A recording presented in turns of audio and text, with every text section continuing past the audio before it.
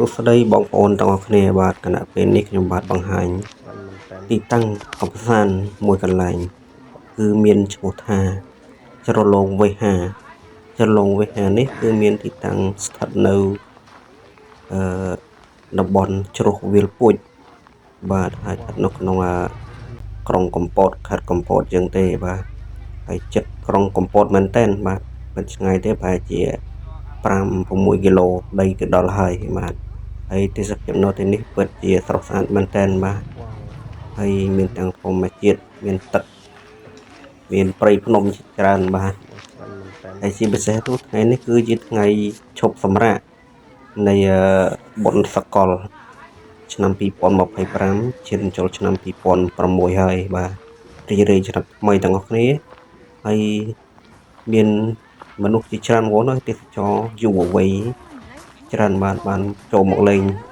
ជាពិសេសនោះគឺភ្ញៀវទេសចរបានមកទិញហៅថាដូចជាទេសចរជាដើមមានកាខ្វេមានដូងជាច្រើនជាពិសេសនោះអ្វីដែលខ្ញុំចូលចិត្តជាងគេគឺទឹកដូងបាទត្រជាក់ចិត្ត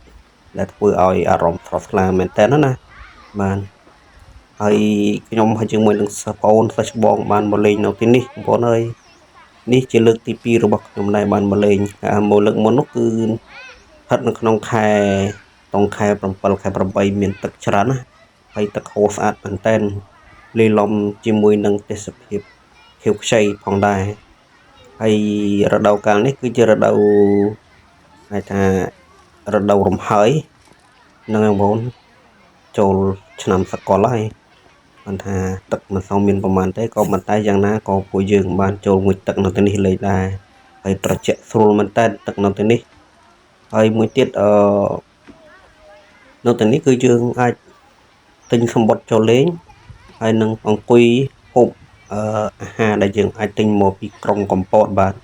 ចប់បានហ្នឹងហើយគាត់ថាយើងរៀបចំទុកដាក់ឲ្យមានអនាម័យល្អទៅគឺយើងអាចអង្គុយលេងនៅក្រោមដើមឈើនៅវាលស្មៅហ្នឹងហើយសិស្សប្អូនសិស្សច្បងខ្ញុំបានមកគ្នាសរុបហើយជាហ្នឹងហើយគ្រួសាររបស់គាត់2គ្រួសារបានមកបាឡានហើយខ្ញុំបានជូនគាត់ដើរលេងនៅតំបន់នេះតែម្ដងហើយសប្បាយណាស់បងអើយទៅមានអាកាសធាតុត្រជាក់ស្រួលហើយនឹងព្រៃភ្នំតាមបែបធម្មជាតិណាហ្នឹងហើយមានអាកាសបងប្អូនអាចមកលេងទីនេះម្ដងអត់ឆ្ងាយប្រហែលទេបងប្អូនហ្នឹងចិត្តហើយខ្ញុំបងប្អូនឲ្យផឹកកាហ្វេផងទឹកដូងផងហ្នឹងហើយហូបបាយមួយហៅថាបង្គាមឹកក្តាមផងឡងច្បុកច្បល់ពេញហ្នឹងហើយយ៉ាងណាក៏ចូលរួមសប្បាយទាំងអស់គ្នាបាទនឹងអរគុណបងប្អូនវីដេអូរបស់ខ្ញុំខ្លីដែរទេអរគុណច្រើនហ្នឹងហើយសូមជួយ like comment វីដេអូរបស់ខ្ញុំផងជួយ subscribe ម្នាក់មួយផងបងប្អូនហ្នឹងហើយរីករាយឆ្នាំថ្មី2026អរគុណច្រើនបាទ